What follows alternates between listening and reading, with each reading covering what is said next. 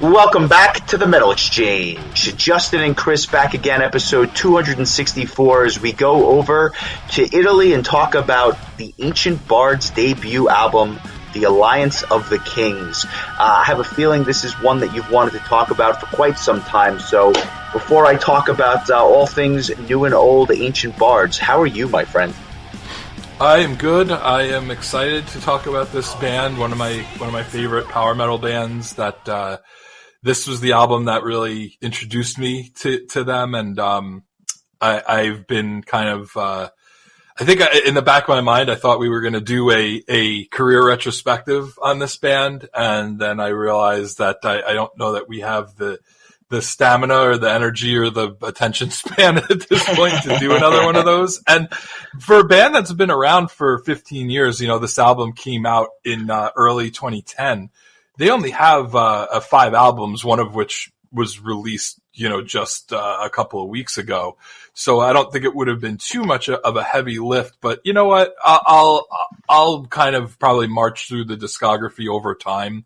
This seems like a band that I'll probably want to do in order, because I remember when I can't think it was this band, but you at one point asked me where does this land in the pantheon of albums of this band, and I was just like, I don't really know the first 3 albums so well enough that I could really say. I would still say that I loved the Origin album, which was the kind of the sequel to the Alliance of the Kings that we're going to talk about today. But the 2 albums that were in between these two, Soulless Child and A New Dawn Ending, those are more like albums where there's songs I know super well and then a lot of songs I don't know that well. And then Artifacts I've been listening to quite a bit as of late, and it's missing the mark for me as far as being one of my top albums of the year. I've enjoyed it, and maybe it's more of a grower, but I've listened to it 3 times, and it's solid, but it feels like it ends on kind of a cliffhanger. So I'm wondering if there's going to be a second part of the story on the next album that'll make everything feel more cohesive. But that said, I'm really excited to talk about this band. I'm just a big fan. There's a lot of the members have gone on to do other, I think, more known things, or just more well known, been part of more well known bands, which we'll get into when we run down the lineup. But that's kind of my little intro here. What have you been listening to as of late? Well, when I wasn't listening to this album, there were 2 new albums that I spent most of my time with this week. The first was the new Maestric album. I had mentioned at some point in the past that I had a promo copy of this for quite some time, and I really enjoyed it, but I didn't spend a ton of time with it because I was kind of waiting for this official release to come out. So for those that don't know, the new Maestric is called Espresso della Vita Lunare. It is a very long album. It's nearly 80 minutes in length, but it is everything you've come to expect from these guys, that quirky brand of prog that they do. This album has a number of really high-hitting, big-time guests, including Roy Khan, Jim Gray from Caligula's Horse, Tom Englund, etc. So something that I think you really need to spend time with. This is not an album that you listen to once and can fully appreciate it, but solid release from them. And the new Behemoth album has been kind of kicking my ass. A lot of people saying that this is their best album since The Satanist, which now I believe is well over a decade old. This is a really solid release. I'm not going to say that every song was a 10, but there's some really, really good tracks on here. So that was definitely worth the time as well. And, a lot of singles coming out and whatnot, but those are the 2 things that I spent most of my time with this week. I'm wondering if anything caught your ear. I listened to some. I tried to get caught up on some of the albums that have come out. I've really been kind of just picking and choosing the ones that I think I'll enjoy more and saving some of the ones that might be a little bit more of a struggle for later on. But I want to point out 2 of them for sure. Heat's Welcome to the Future, just really good, solid, frontiers style, melodic rock metal, just good, really good stuff, catchy stuff. Not like album of the year kind of stuff, but like just really like just an easy to listen to, 45 minutes, 50 minutes, however long it is. And also in the power metal genre, Ghosted, the new album by Trick or Treat, just had a lot of really catchy, fun tunes on it. I've always enjoyed this band because there's a little bit of just tongue in cheek all the time with them. They don't take themselves too seriously, and I appreciate that about them. And this new album has some fun, cameos from Adrian Cohen from Seven Spires, Chris Bowes from Maelstrom, and even Simone Mulrooney from DGM and Sarah Squadrani from Ancient Bards are helping out with some of the choir vocals, which is cool. So fun album. The last album they released was Creepy Symphonies in 2002, and then before that they had that Legend of the 12 Saints where they released one track every month, and then eventually it came to be one full album. So that was really that was interesting. But always enjoyed this band. I'm a big fan of Alessandro Conti's vocals, and he's doing double duty with this band and Twilight Force. So cheers to him for keeping both on the table. It's always like when you're a fan of a band, it's always like nerve wracking when they go join another band and you're like, is this going to be a, Tommy joins Camelot and then has to leave Seventh Wonder eventually type situation because, everybody only has so much time. But he's really seeming to be handling, balancing the two bands well, which is great because I enjoy him a lot in both. And I think was there one other one? Scrolling down the list. There's some stuff I still definitely need to get to. I have a list of things. The Maastricht definitely being one of them. The LVD also. Earlier this week about the new Terra Maze that you finally got around to it, but we haven't had a chance to talk about it. I love this album. I had heard obviously 5 of these tracks on what was an EP, non-EP that came out earlier this year, but the rest of the tracks were really good too. And I was just surprised at how a band who can churn out so much material has seemed to have outdone themselves in many ways. This might be my favorite album by the band. That's how good this was. And I've gone back to it several times now, and it has a lot of staying power. Curious if you had the same experience or what your thoughts were. Certainly a band I think we are due to cover on this podcast. No doubt.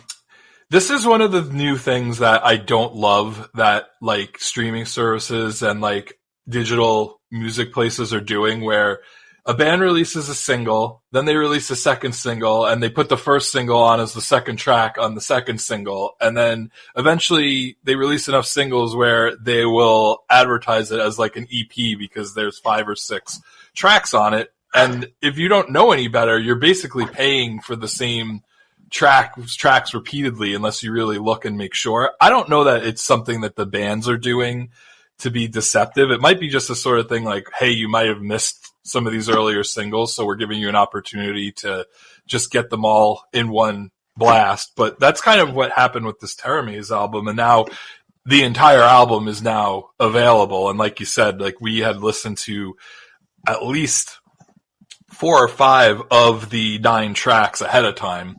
So I was very familiar with it going in and listening to it on the whole, but I enjoyed the hell out of this. I think it's an excellent melodic prog metal album with just really poppy hooks, and I feel like this is a band that for people that have a hard time latching onto prog, I feel like this is one of the more accessible prog bands because of how the hooks that really are part of it. It just really is very catchy and memorable, and really has kind of like an 80s pop meets prog metal kind of sensibility to it. That for me, those are like 2 genres I just happen to really enjoy. Not so terribly different from, talking about some of the 80s influences that I think permeated the Cemetery Gates album that we discussed, or Cemetery Skyline. I say that all the time. Cemetery Skyline album on the podcast. Yeah, Yeah, I didn't mean to get fucking hostile with you, but that's that's that's kind of, again, like something I enjoy when you have a little bit of that kind of synthy 80s like pop mentality, sensibility seep its way into a metal album, and I feel like this does that, and I love Dean Wells' vocals. I think he has a really like a voice that, again, like it would be very easy for a non-metal listener to like hear and be like, oh, I can kind of get into this. It's not hard to listen to. So yeah, this is I listened to the full album one time. I plan on going back and listening to it again, but again, like I said, a lot of these tracks I'd already heard of a number of times. So it's great. It's the and we joke about it all the time, but just the frequency in which this man releases tracks is unreal. Like EPs and singles and albums and live albums and acoustic albums, and it's like it's very infrequent that a year goes by where it's just one album or one EP or one single. Like there's usually, it's only May, and in 2005 I think he's released one full-length album, 2 EPs, 9 singles, a box set, 3 live Blu-rays, and an 8-track. So every live show that he did last year on a bootleg recording, a la Pearl Jam. Right, which you can get in if you join their Patreon, they have a special box that you can get to put all of your bootlegs into. It's incredible. Obviously, being a little facetious, but I mean, as we joke, hardest working man in metal, Dean Wells, like just an unbelievable amount of music being released in such a short time. But the important thing is that it's quality. Like it's not just like, yes. If you remember during the this is going to be a weird parallel, but when the Wii was like the big video game system in like the late 20 aughts or whatever. It was like they used to joke about how much crap, like I forgot what they used to call it, like not crapware, but like garbageware or whatever, just because it was such a popular system, so many publishers released just really shitty games, and there was such a plethora. It's actually one of the systems that has the most games of any. No kidding. But it's just a lot of bloat. Yeah, bloatware. That's it. Thank you. That is the word I was looking for. And so, getting back to Terror Maze, it's like, thankfully he's not just releasing a ton of shitty music at a breakneck speed. It's just, it's always quality stuff, and that's what makes it really impressive. So, just a long way of saying, a lot of music, but it's all very good. Keep up the great work. No argument for me. I want to shift gears and talk to you about Ancient Bards. I have no doubt why you selected this album, and to your point, I'm sure at some point we will cover the rest. Came out February 26th of 2010, so we're on the heels of the 15th anniversary. I want to start by just saying that having gone and now listened to this album several times this week, I had never heard this album. I was familiar with the band, but as I went back, I'm like, this is brand new music for me. And it wasn't even like I had heard it once and I just forgot about it. I've never heard this album. So was there even one song that you recognized? The only thing I recognized was the bonus track, but because for other reasons. So it had nothing to do with Ancient Bards. And as I was listening to it, I was, again, relatively familiar with a lot of the stuff that would come after this, and it was interesting to see how the band kind of got its start, or kind of came up, if you will, out of the minor leagues. And I say that because I think the Rhapsody worship is really strong on this album, and it was clearly they were a disciple of some of that music that had come out just 10 or 12 years prior on the same label, mind you, Limb Records, which had released a lot of those Rhapsody albums early on in their career, was the perfect label for this Ancient Bards debut. So I'm curious, had you heard of this band around the time of this release, or is this something that you went back to later on after hearing some of their, I guess, more recent albums? I don't remember how I found out about this band, but it was definitely at the time that this album was released, because I remember the music video for The Birth of Evil, and I remember putting it on a power hour, and really, and it was like, I didn't know it that well, so I slapped it on a power hour like really early on to that power hour, like it was like the 5th or 6th track. And the more and more I watched that power hour, I'd hear that track and be like, this should have been like one of the last songs on here, because it's just such a good song. So I would, went back, and I think Frozen Mind, I believe, might have been another video that they had made from this album. And so it kind of went from there. I became a huge fan of Sarah and her vocals, because I think she just has such a unique style. So I always kind of followed the band kind of peripherally. And when they finally came to release their 4th album, Origine, which was like the sequel to this album, it's called the Black Crystal Sword Saga Part 2. That album just blew me away. That was one of my top 3 or 4 albums of that year, which I think was the year before we started the podcast. So I don't really have like an official list or anything, but I just remember that year, like it was like Ancient Bards and Glory Hammer and Majestica were like this 3 albums that I just was playing repeatedly, because like I heads just, and shoulders so above the rest that year. Yeah. If I recall, there was a 4th album too that I'm blanking on, and then I think Voyager was like my 5th album. I remember those were like my top 5 albums that year. I didn't make like a list, but I made a top 5 list. And then the next year we were off and running with the podcast, and then I really had to like up my listing game. And so, but they haven't released an album since we started the podcast. That's how long it's been since they've released a full length album. And so, we backtrack to this, and I gotta ask you, have we ever done an episode on an album that you had never heard a song by? Like, oh yeah, but a lot of them were requests. In other words, there were a lot of albums. Okay, wait, let me rephrase. Have I ever chosen an album that you've never heard a song from? Do the Monkees count? No, Yes. I'm just kidding. Oddly enough, I had heard songs from those Monkees albums that we did, so it might have been the first. If not, it was definitely like one of 3 albums or something like that. Mostly when I hear new stuff, it's requests, and that's why I love, getting those Patreon requests, because I get to just really hear things that either I don't have the time ordinarily or don't make the time to listen to. Like I just had never heard Suicidal Tendencies. So like this was in many ways, sounded nothing like it, but the concept was the same. I had never heard this, though I was obviously familiar, like I said, with a lot of the new stuff, and I've given the new album quite a few spins as well. So let me kind of set the table. As I mentioned, February 26th, 2010, this band comes out of Italy. Sarah Squadrani on vocals, Daniele Mazza on keyboards and some of the choir vocals, Claudio Petronic on guitars, Fabio Balducci on guitars, Martino Garatoni on bass, and Alessandro Caricini on drums. How do you like that? Not bad, not bad.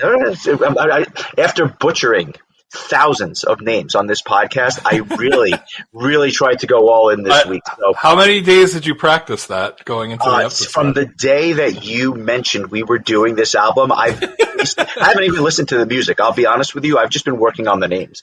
Did you go to La Parma and try to like test it out on some of the wait staff? Be like, how's my accent on this? You may see the slap mark on the side of my face, and for those that are watching the video version, you can see I'm pointing to my right cheek, and that was because while enjoying my chicken parm, I got slapped a few times for saying Sara Squadrini on, and they just didn't enjoy it.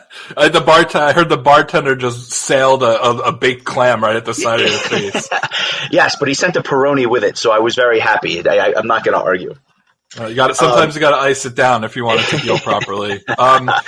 The band has surprisingly, considering how they kind of have gone on these little sabbaticals, they've mostly stayed together over the years. Most of the band that you just listed is still intact.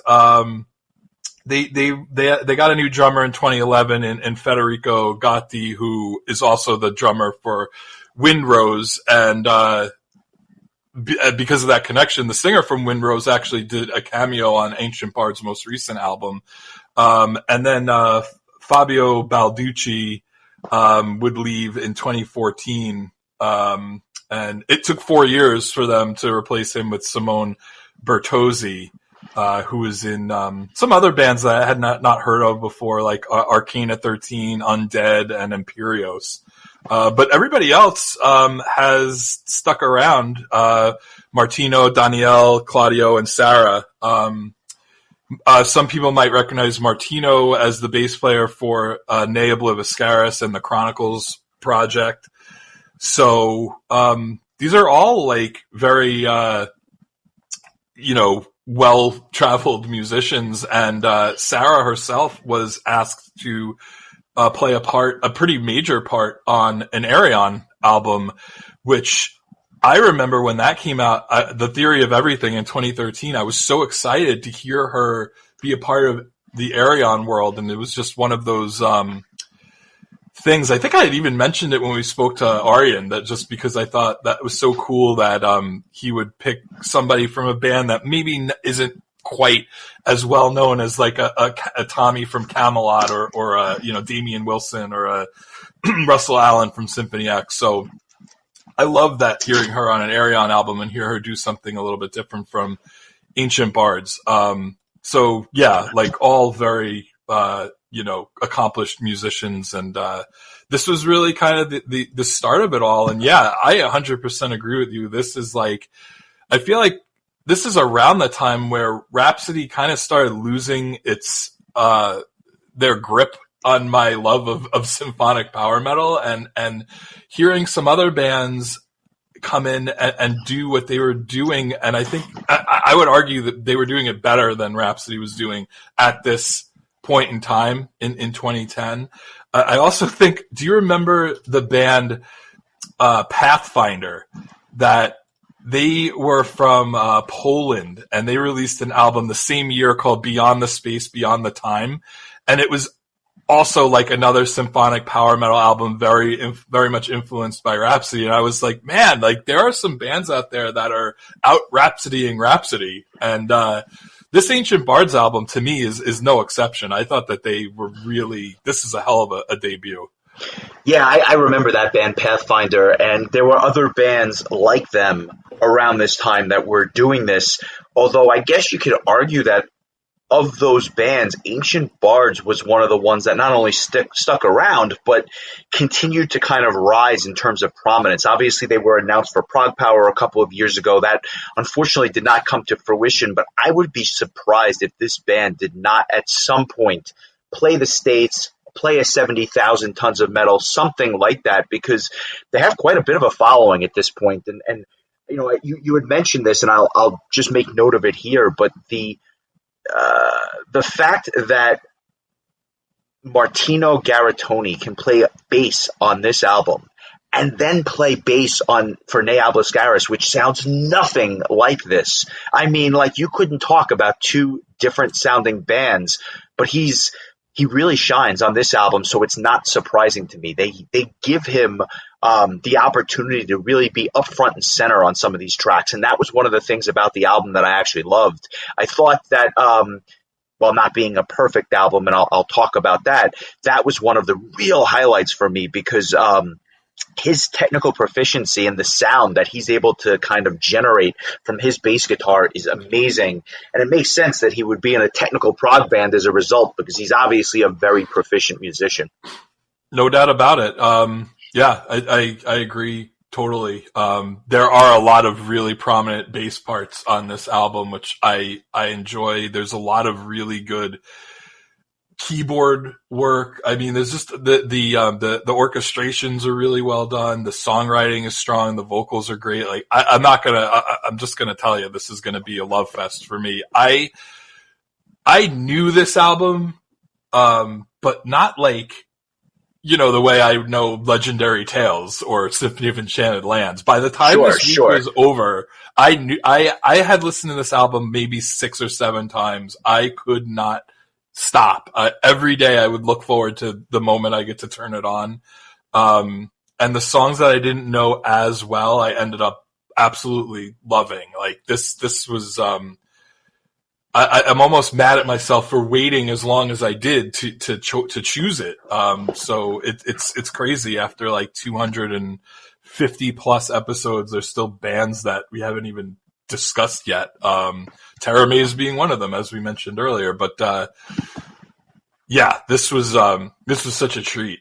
This is like everything I love about, like, my favorite versions of heavy metal are symphonic and power metal, and a lot of times bands with female vocals, and this kind of rolled all that up all into one. And so I guess without further ado, why don't we dig in? This album starts off in typical Rhapsody fashion with a song called Prelude. And I say that because this is what a lot of the symphonic power metal bands were kind of doing around this time. Spoken word, symphonic intros. It really kind of started with Legendary Tales and some of the stuff that was coming out around that time as well. You could tell that you were preparing for some sort of a story, which I will be honest, I completely ignored as part of my preparation for this.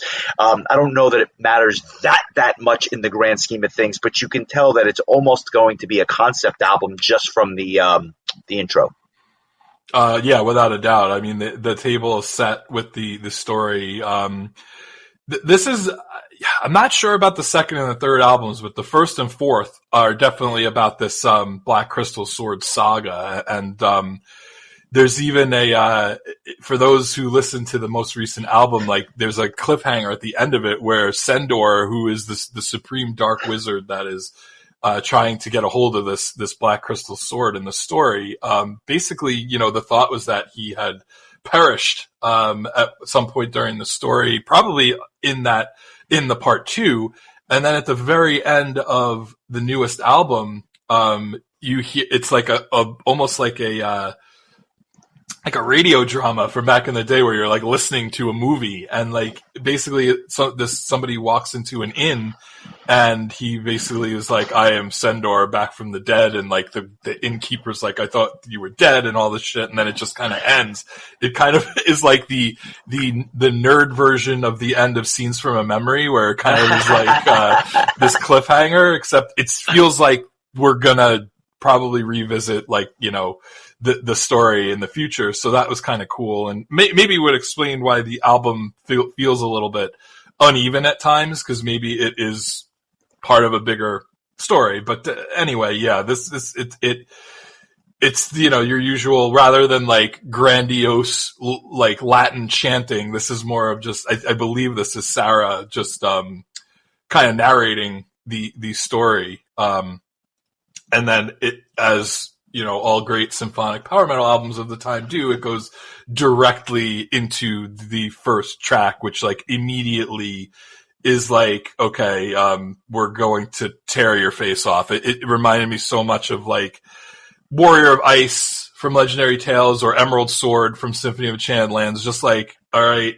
the grandeur of the intro is over. Now here comes the face melting. And the song immediately starts. You had spoken about the bass playing of Martino. This just opens up with a huge bass solo to just kick things off, and we're off and running. And you know what? Like, I spent over a week trying to unseat this song as Song of the Week, and it didn't happen. This is one of my all-time favorite power metal songs. It's so good. There's nothing bad about it. Just bombastic, epic chorus. I'm bringing bombastic back. Eat it, Shaggy. All like the bridges, the verses, the solos, the intro, the bass intro. This song is absolutely out of this world. I don't know that there's an Ancient Bards song I like more than this to this day. Like, literally the first song they ever wrote, I was like, it's perfect. So honestly, one of the things I was most excited about was seeing which song you liked the most and chose as your Song of the Week. Hopefully I'm not stealing anyone's thunder here. I was kind of hoping you would pick something else just to keep it a little bit different, but I just had to pick this song because it is, every time I put it on, it put me in a good mood, and it really sets the table for the excitement of listening to the whole rest of the album. And the important thing is that the album, I think, maintains the quality. While this is still my favorite song, like, the album stays really strong. It's not like they blew their load on one really good song at the beginning and then it's just all downhill from here. It's just a really great start. So we'll play a little bit of it. I don't know. I don't really have much more I could say about it. I just think it's such a phenomenal tune, and I've listened to it dozens and dozens of times since it's come out, and I have not even begun to get sick of it. So I can't wait to hear what you have to say about this. We'll come back in 60, and we'll get your thoughts. Here's The Birth of Evil.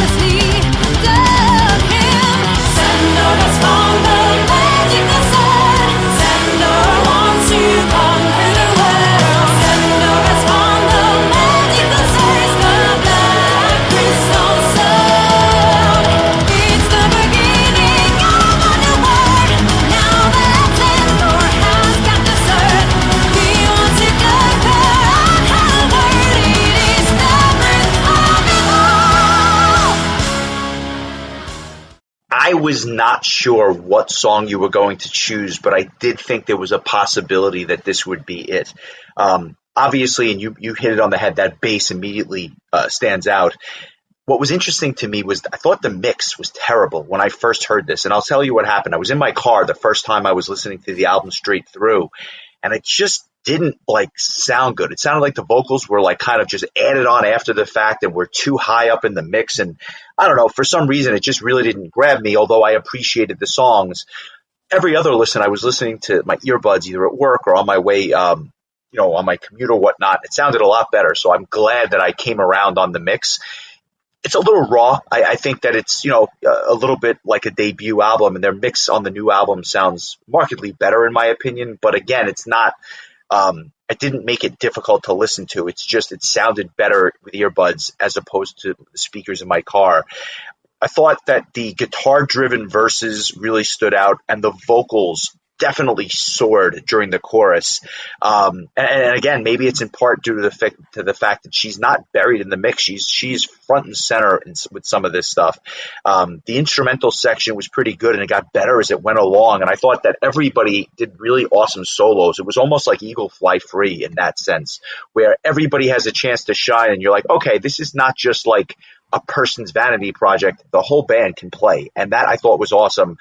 Really good intro for the band, for the album, and I'm not at all surprised that you like it. There's a song later on in the album that I literally thought Eagle Fly Free, just because there was bass solo here, drum solo here, that sort of thing. But I want to ask you something. I had saw online somebody had compared Sarah's vocals to Annette Olsen. Did you hear any of that? Because I get the comparison, but I find them to be two very different vocalists. I don't know if that was something that maybe you had heard, or does that resonate with you at all? I read the same thing in my preparation for this week, and my first thought was, this makes no sense.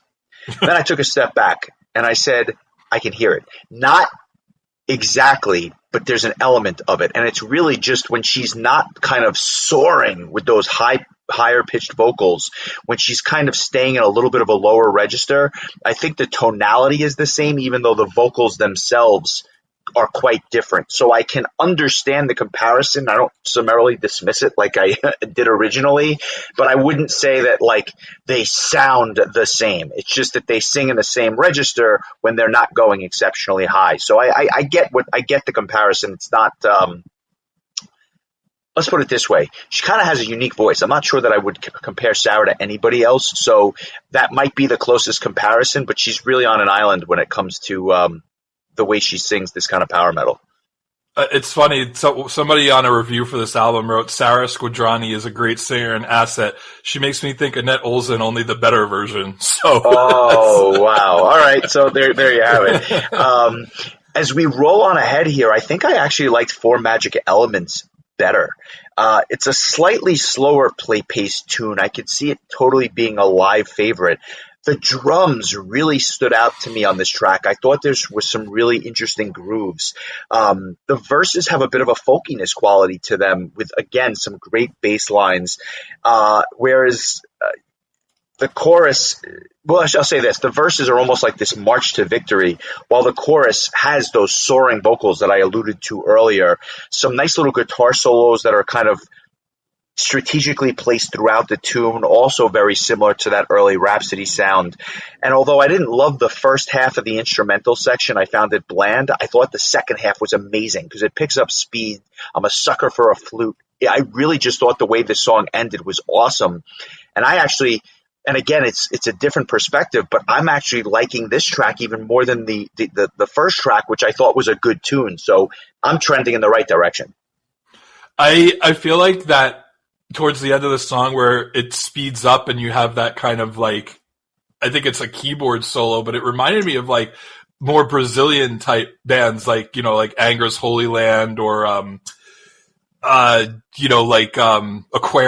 Like it had that kind of like almost Brazilian kind of vibe for a couple of seconds there before the guitars just like blister their way back in.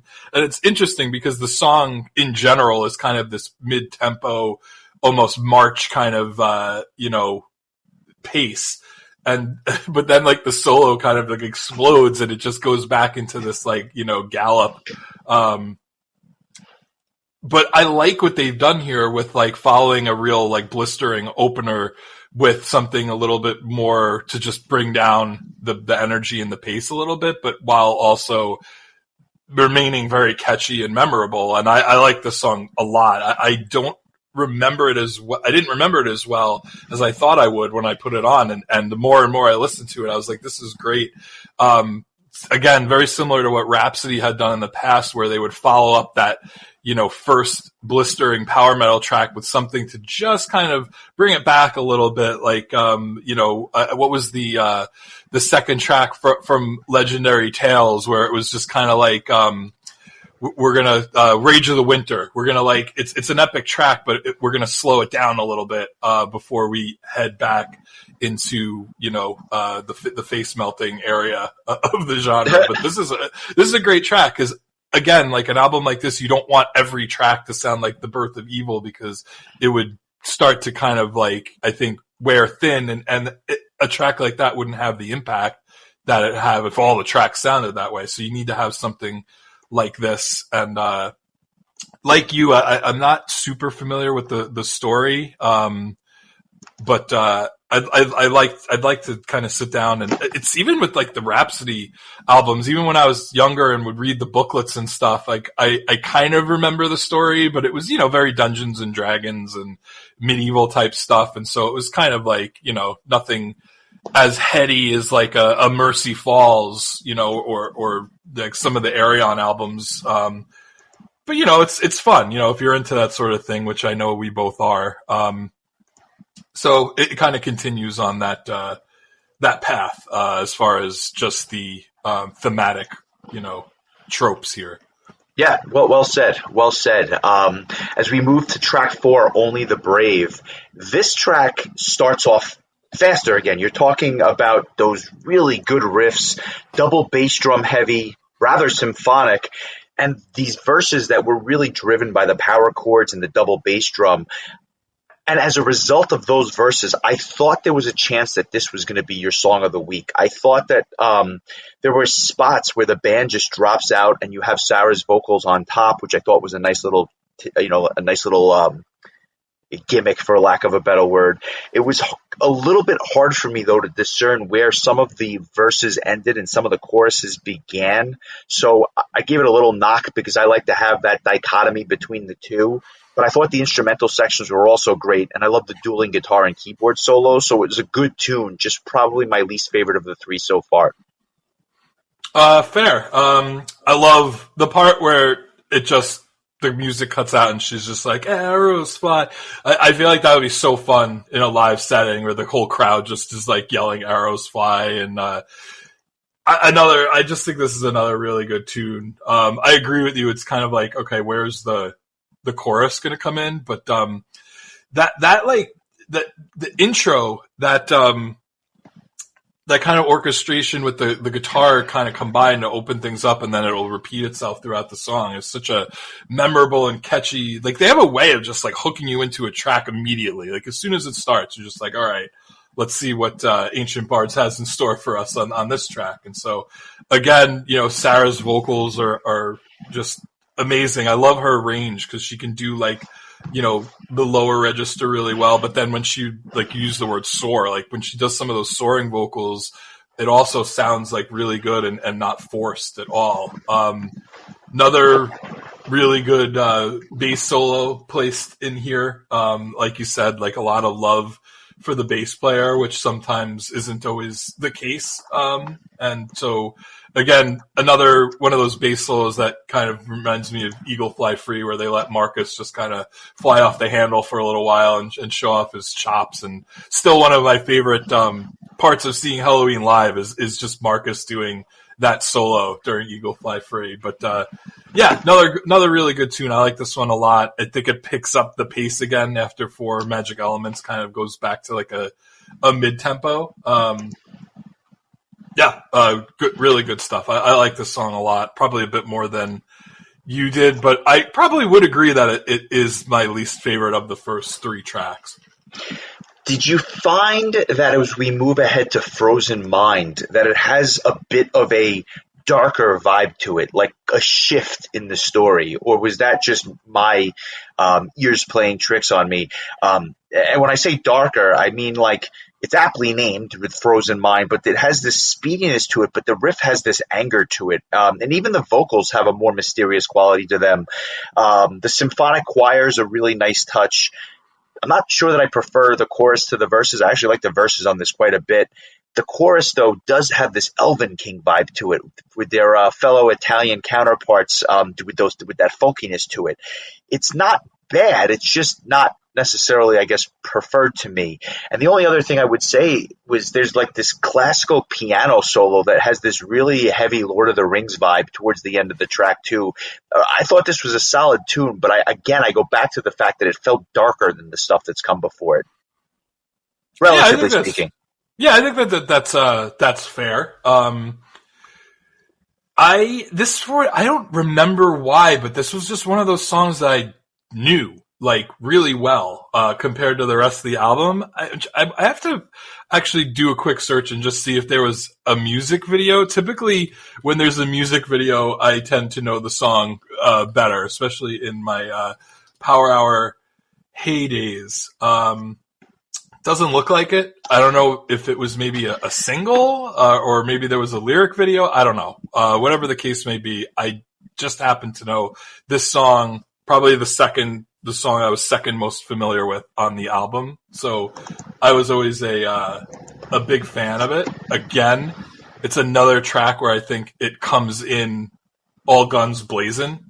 Just, that you're about to get a really killer track. I love the verses and just the speedy instrumentation that is going on, and the heavy drums too that accompany that. Really melodic and catchy chorus. I really like the song, and one of the things that I think most of these tracks up to this point are sticking to is that there are different sections of it where the music kind of changes drastically. Like in the middle of the track, there's like a very orchestral, symphonic, string section solo, for lack of a better phrase. And then, it slows down and really kind of hits like a darker note, and then it goes into this quiet piano laden area, which again feels like something like Rhapsody would start to do when they started to really like dig into the dramatic, construction of their songs. And then it kicks back to that opening riff from the beginning, and it kind of almost like is like a reprise from the beginning of the song. wraps things up kind of in the similar tempo from where it started. This has always been a favorite song of mine, and I enjoyed kind of revisiting it again while listening to the album in full. Yeah, well said. That kind of encapsulates, I think, the first half of this album. We dive into the second half with a 1:17 interlude called Nightfall in Icy Forest, and it goes into a track I think that was a Lost Blind Guardian album title that just never made it. Seriously. And it's really just like a symphonic interlude that features a choir and a timpani, and it really is going to build to another track, which the first time I heard it, I expected something completely different out of the next track, and I'll explain why. Normally, when you have this kind of fanfare leading up to something, I expect a face-melting, blistering track to come after it, not a ballad, and that's really what you kind of got at Lode al Padre. It was fascinating that they would kind of give this intro to a track like that. Not the banger that I expected. And I thought that the vocals were really provided a nice contrast to some of the vocals that came before them on the album, because on this track, it's just an emotional ode, I guess, to the protagonist's father, and you could almost feel it with the vocals and the delivery of that. Strong Elven King vibes once again, a very folky instrumental section that I loved, and then all of a sudden the song gets kind of heavy after the instrumental section where the soaring vocals come back. It's like a tale of two halves of this song. I was absolutely enamored by this track, and I looked forward to it every single time I heard it. Because it starts off like a ballad, and then it just goes off the rails at the end. I'm there for it. It's my song of the week. I want to give it a listen, and then I want to hear your thoughts.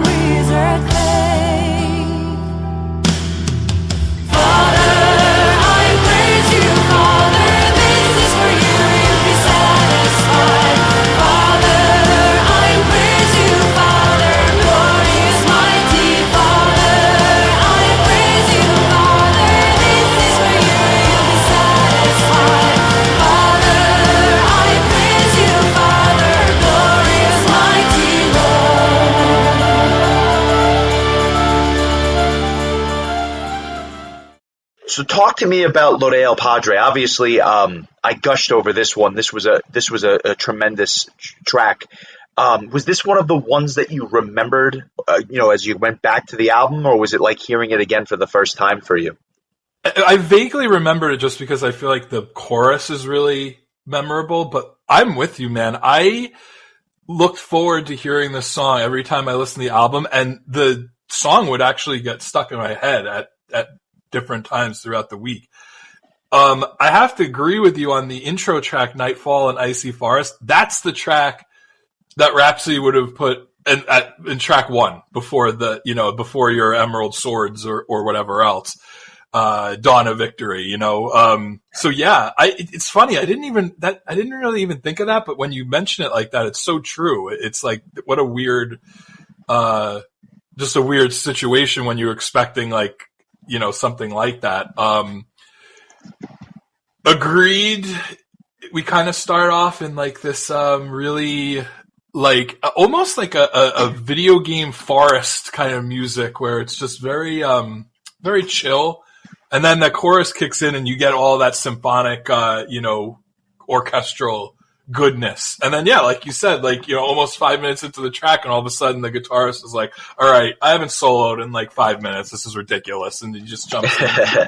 And it gets solo-y in all the best ways. Love this band. I think that having prominent keyboards really puts them over the top for me. And there's so many great orchestrations and stuff. But this really, it starts out as a ballad and then almost turns into kind of like a power ode in so many ways by the end of it. It's just like this ode, but with all this like power metal kind of angstiness to it that really just puts over the top. And then Sarah just finishes the track with some really killer high notes, and what a cool, I'm so glad you chose this. It's just a cool track to choose for your song of the week, and I think makes for a really good counterpoint to the track that I chose, which is like, you know, the real power metal face melting kind of track. So in this way, you're really getting a taste of two different styles that the band excels at.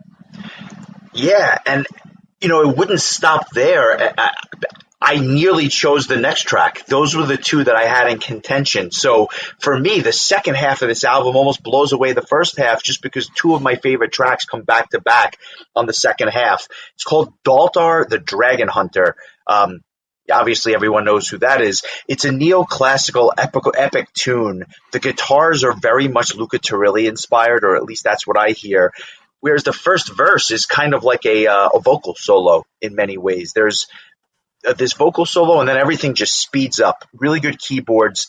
I think that Sarah really begins to wail and show off her range about midway through this track. And some of the drum patterns, again, really, really stand out to me. The folky elements are back. So again, it's almost like a mix of like a Rhapsody and an Elven King thrown together. Just a really solid showing of musicality, changes of speed, and a nice kind of conversion of ideas, all the while asking myself, like, where's the nearest tavern? Like that's what's going through my mind when I'm listening to this track. The one knock, and the reason I didn't choose it, because I might even like it more than the prior track, but the spoken word silliness of this track just kind of took me out of it a little bit towards the end. But that aside, fantastic tune. It's funny you bring up Luca Turilli because his first face-melting track on his first solo album is called Black Dragon, and there is literally a character, the Black Dragon, that has literal lyrics in this song. One of the interesting things about this album, I will say, is that there is like a ton of characters and Sarah plays all of them. Like, it's not like you're sort of Arion where you're like, all right, we're going to need James LaBrie to come in as Daltor. We need, let's call up, Andy Darris. You're going to be the Black Dragon. It's Sarah's just like, I got this. I'm everyone. It's cool. I feel like she doesn't even like try to like change her like their voice like a voice actor or whatever. She's just like, I'm singing the story. I'm everyone. Here we go. This is a song that really took me by surprise because I didn't remember it, and it's just a banger, and it's long. It's almost 9 minutes long, and it just always maintains it just an interestingness to it. Like, it's always interesting. I think I've become more numb to the spoken word narration. Like, this one is kind of like that, like almost grumbly, like evil version of it, because this is supposed to be Sandor, who's the antagonist of the story. It was jarring, man. I listened to that. I'm like, what the fuck? You just had this perfect song, and it's still so much better than those early Rhapsody narrations. At least this guy's like trying to do a voice and not just sound like a weird, effeminate British guy doing an American accent on an Italian power metal album. I hope that guy never listens to this podcast because I would feel terrible. But yeah, it's fine. It's fine. It's not like it just sounds like something that like Orton Ogan would do nowadays, or Elvin King, or anybody else. So like, I didn't find it that off-putting. Like, I'm sure Christopher Lee was busy that day, otherwise they would have used him. The parts where I'm sure it's just keyboards patched to sound like an actual piano, but the piano parts are so welcome because you rarely ever hear bands like this use just a piano. It's always like more synthesized keys. And so to hear that kind of piano sound to me is so refreshing and really fits. And then they kind of loop back to it towards the end of the song. And I think that makes this song all the more memorable just because you have that kind of aspect to it that I think really makes it stand out. I think this is an excellent track and definitely probably would be my runner-up for Song of the Week. Nice. I think that's a great point about the piano instead of just the normal keyboard patches. So I well said. And I also, one last thing, just have to mention the end with the chorus and Sarah singing above the chorus. And just, I remember like listening to the album and thinking like the album could end here and this would have been like, granted, probably would have cut the story short, but it was such an epic, grandiose way to end that I would have been like, that would have been an okay way to end an album. Like that was so epic with the chorus and Sarah kind of singing super high above the chorus. Absolutely chef's kiss. Love it. Nice. I love it. I love it. Talk to me about the penultimate track, Farewell, My Hero. This one's more upbeat at the start, although I think there's a lot of changes in this one throughout. And by changes, I mean it's a track that's only 6 minutes and 51 seconds. It's not a 20-minute track, but there's a lot going on here. What do you think about this one? A lot happening, like you said. Starts off with like a real flourishing, like upbeat kind of almost like majestic opening, and then like immediately just cuts to like this like somber sounding vocals. Very melancholy. Yep, like almost like she's like lamenting something, but then it starts to build again, and like it just really has a lot of different parts, and then all of a sudden she just like takes off with like just these high vocals, and man, this is like another really good track. I'm with you, man. The back end of this album is really outstanding. I like this one a lot. I think that it's a little bit more straightforward than some of the other tracks. I think that like once the power metal kicks in about a minute and a half into the song, it kind of stays the course for the rest of the way after that little bit of a melancholy start. But just another like super epic song, and man, I just for anybody out there who's never listened to this album, man, I'm really excited to see if anybody really like latches onto this, because I feel like this album did not get the love it deserved at the time, or maybe I just wasn't paying enough attention. But I'm going to disagree with you about this track, and I'm going to tell you why. I thought that there were a lot of great ideas here. Again, the melancholy verses at the beginning part, these symphonic instrumental passages, triumphant chorus. It was like a lot of great ideas that for whatever reason, when I threw them together, didn't click. The parts were greater than the sum of whatever it was together. And so this was one of the tracks I think I struggled with the most, even though if each part of the track I liked individually. Something about it, the cohesiveness, I don't think was there, and it lost me a little bit. But I mean, the vocals are A+ on this track. I think the vocals, I don't want to say save the track, but they make it a good track. It's just not one of my favorites on the album.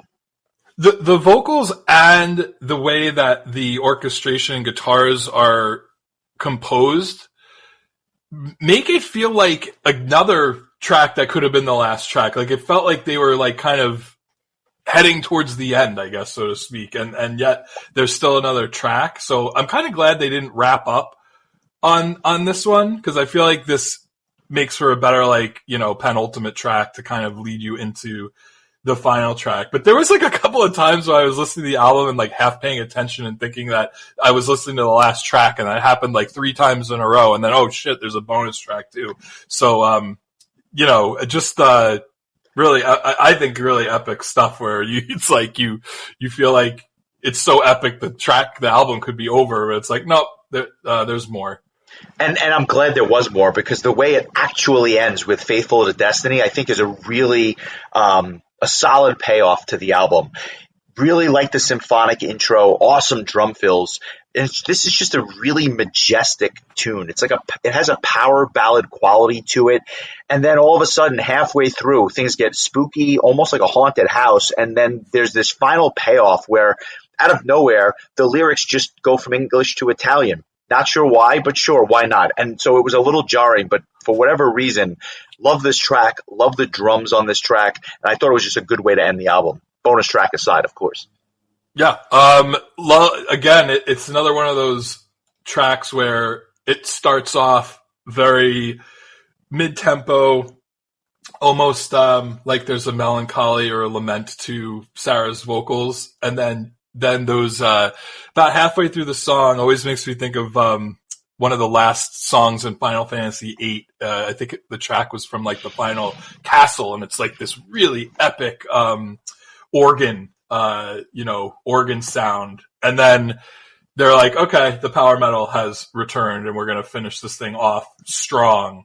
And it just has, those just blazing, double bass drums and soaring vocals from Sarah, and then just a really epic symphonic and orchestral, like just slow build to the very end, and just another great track and a great way to end the album. And honestly, if you needed an answer for why did they just start randomly singing in Italian, it's because they're Italian.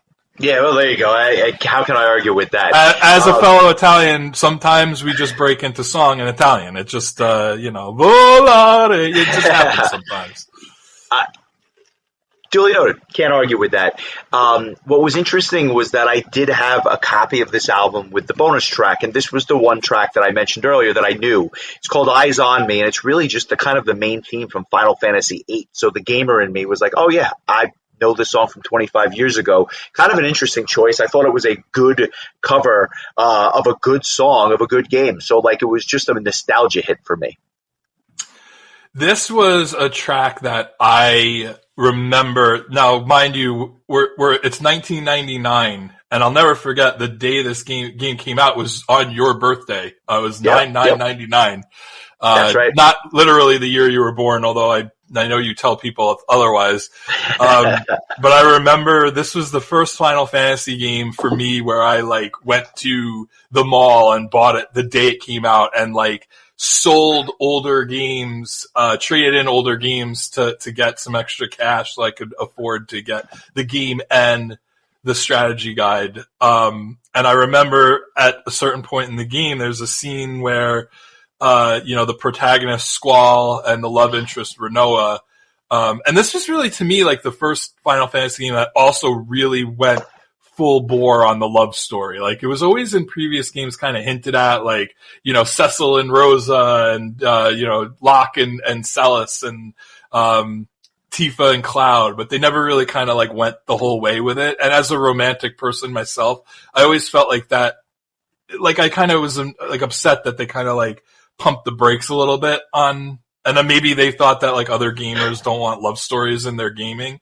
But with 8, they really went for it. And there's a scene where, Renoa is floating out into space, and you as Squall need to like go and save her basically from floating out into space and dying, as one does when they flow out into space. Typically. And all of a sudden this song starts playing, and what you've probably never really heard outside of maybe the battle with Sephiroth in Final Fantasy VII is all of a sudden singing in a video game. In 1999, very like rare. Like you didn't get that a ton. And I believe the vocalist's name was Fei Wong. And obviously the track was originally written, I assume the original track was in Japanese when it was released in Japan. Fei Wong's a Chinese artist, and she, I guess, re-recorded the track in English for the Western version. And it's just a song I always thought was so beautiful. Nobuo Uematsu's just, one of the greatest songwriters, not in video games, just one of the greatest songwriters of all time.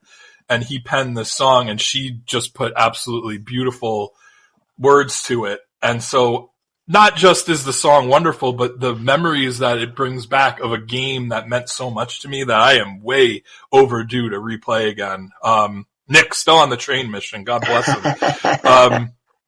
But the fact that this band comes and does a cover of this track, and Sarah just absolutely slays on this track. And I have this shirt that I am so angry is so tight on me. It's a double XL shirt, and it looks like skin tight on me, and it's my favorite shirt, and I can't wear it because I look like a sausage casing.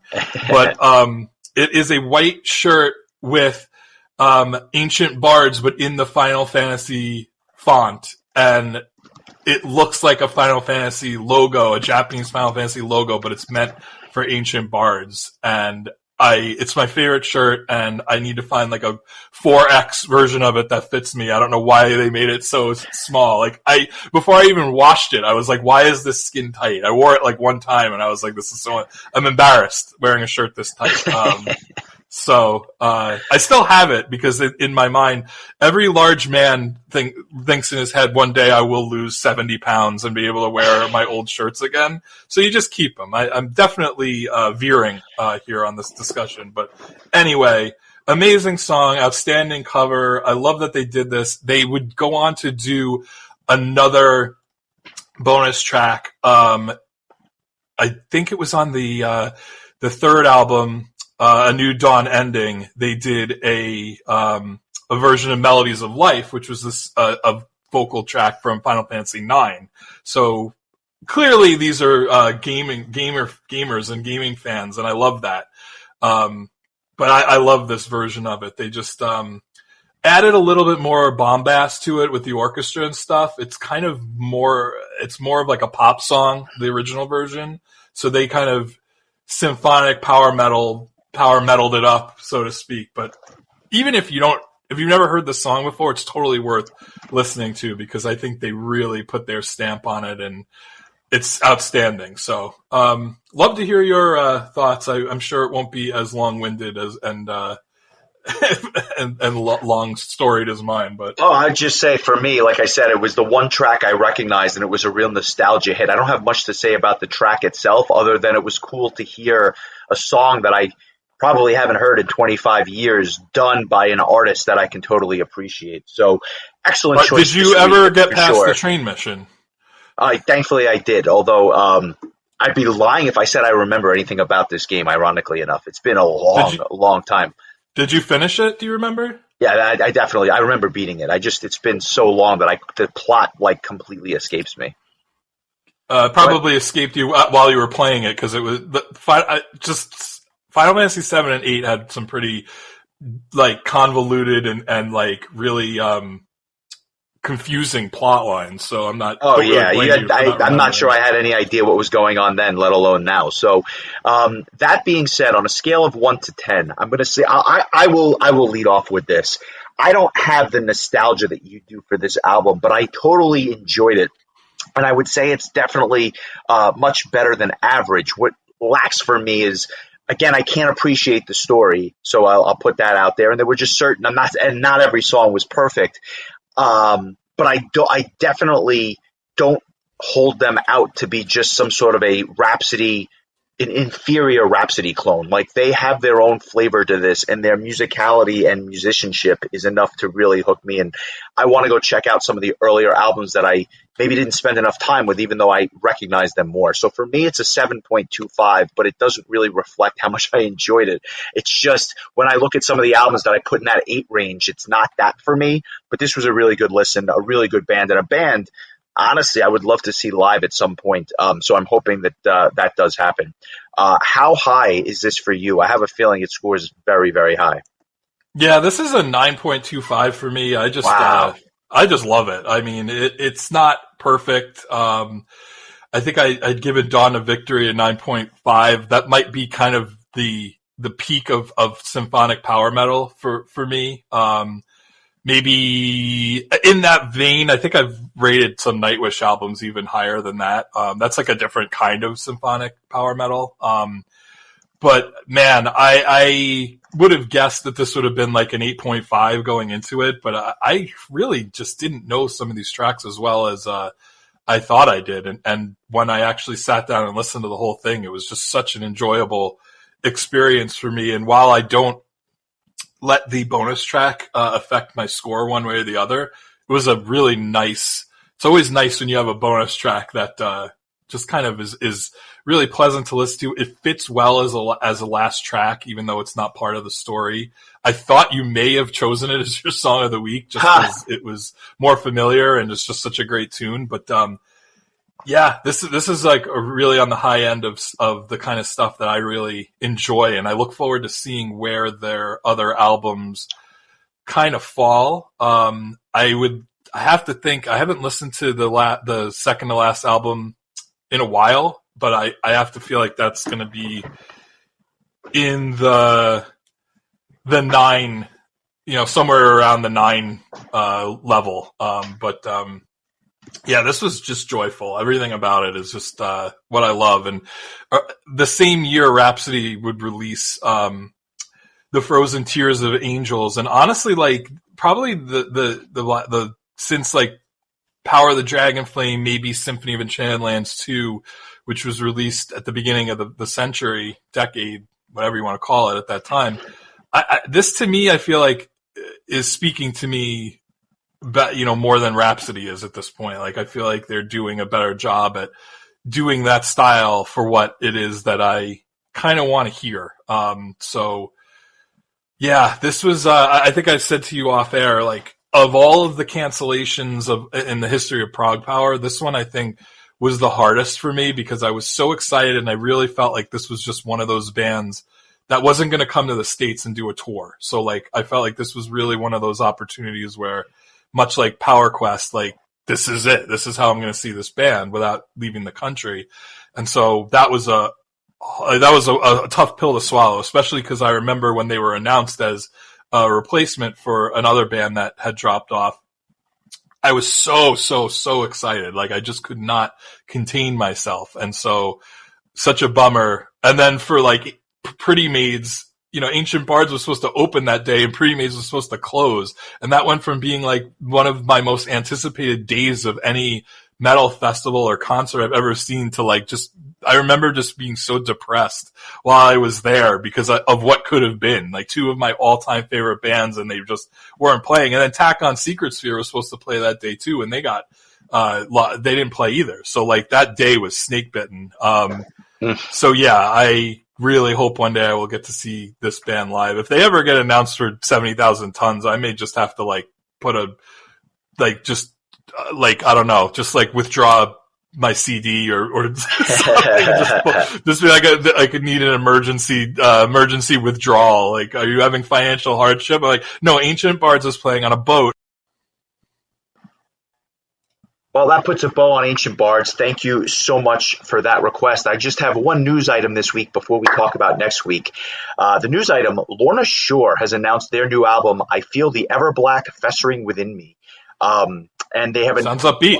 Yeah, I'll say. And they've announced a corresponding North American tour. I will not lie and say I know much from these people or that I am a fan of theirs per se, but they seem to be blowing up quite a bit in the scene, much like your Ghosts and your Sleep Tokens. This North American tour, they're playing some big venues. They start September 17th in Pittsburgh. They end at the theater at Madison Square Garden here in New York City on October 30th. What are your thoughts on these guys? Are you familiar with any of their music, or is it kind of all new to you?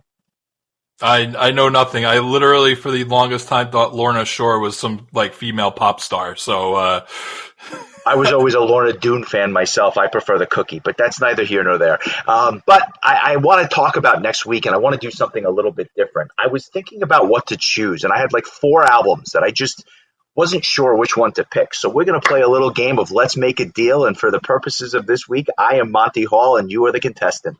So I'm going to tell you right now that if you want, we can do an album that has been on my list for a very long time, but I'm not sure that you've ever heard it. And the band is called Watchtower. They are a technical prog band that was really a revolutionary band in many ways in the early 90s, almost as a contemporary with Dream Theater, but they were so technical that I don't know that they ever caught on. But it's this blend of jazz fusion, thrash, and prog metal. They came out with an album called Control and Resistance. It was their second and final album in 1989. So that was one of the ones that's in contention. I'm going to put that out there as a choice for you. But if you would like, I have 4 other American bands. So if you'd like to choose between door number 1, door number 2, and door number 3, you can put Watchtower aside and we can do one of these other 3 bands, or at the very least see what's behind these other doors. So do I have to pick a door and just get what I get? Pick a door, or maybe we have some other things in store. We'll see. Okay. Well, for the or take Watchtower. Yeah, for the interest of keeping things, interesting. How about I'll take door number 2. Door number 2 is Armored Saint, Symbol of Salvation, a band that we've not covered on the podcast, but a band that we both very much enjoy. Some would argue this is their best album going back to the early 90s, and something that I know that even if you don't choose it this week, something that you might want to cover at some point. We can do Armored Saint. I'll give you a little hint about some of these other bands just so you know what's behind the other doors, and whether you choose them or not is up to you. Behind door number 1 is an American band who I know for a fact you really enjoy. I know for a fact that they're an American band that you've seen live, but we've never talked about them on the podcast. And behind door number 3 is another American band that is about to put out a new album after many, many years, but due to lineup changes and other things, it's been quite some time, and the album that I wanted to pick is a classic album from the late 80s. Do any of those make you want to change and give up Armored Saint, or are you sticking with John Bush's album from Armored Saint? Your description of the first band has me very intrigued. I mean, I do love Armored Saint, and there's a handful of tracks on this album I like quite a bit. But you know what? I'm gonna say the first band that you described to me. I'm gonna take a flyer on them and see what it is. So the first band, you're giving up Armored Saint, you're going away from the sure thing, and you're going with door number 1. Another American band that, again, we've seen live, and the band is Virgin Steel, a band we've not covered at all on the podcast. And the album that I had in mind was The Marriage of Heaven and Hell Part 1, which is interesting because I'm a big fan of their second part of this album, but I never spent as much time on the first part. So that is an option. And you've gone through all the doors, you've gone through all the American bands, but I'm going to give you one last chance to trade it in because I had a European band that I also thought of. So do you want to trade in The Marriage of Heaven and Hell Part 1 for what is behind my final door, a European band? I'm not saying anything else behind the final door. I was worried that the visa situation was starting to affect the podcast, and we were only able to choose American bands. So, you know what? I'm gonna risk it all, and I'm gonna choose door number 3, the European band, and see what it is. Just because I don't think I'm gonna be able to sleep tonight unless I knew what all the options were. Are you sure? Yeah, let's do it. Am I gonna regret it? Are you positive? If it's something I end up regretting, I think it makes this all the more fun anyway. Are you positive? Yeah, let's do it. Behind door number, whatever it is at this point, because I've lost count, is the second studio album from the German thrash legends Creator, going back to 1986. A seminal thrash album called Pleasure to Kill, which I know for a fact you've never heard, and this made it all worth it because you gave up on Armored Saint, you gave up on Virgin Steel, and you're going to go listen to Creator next week, and you have nobody to blame but yourself. So congratulations, thanks for playing, you've made my week. Creator next week here at the Metal Exchange after 260 episodes. This is why I've never been on a game show, because it just would have been a nightmare. No, that's cool. I honestly, the oldest Creator song I have in my library is from 2012, so I'm so happy you chose Creator for next week. This just made my entire week. Choose it. It just happened. You chose it. It was destiny, my friend. It chose me, Justin. Creator doesn't choose. You don't choose Creator. Creator chooses you. That's exactly right. Well, with that, thanks everyone for listening. We appreciate you. Consider joining the Patreon. You are, like I say, always say, the lifeblood of this show, and we give you all the credit in the world for keeping the show possible. Thanks everyone for listening, and we will tune in next week as we cover the almost 40th anniversary of this Creator classic. Enjoy the week, my friend. I will talk to you soon. All right. Take care, my friend.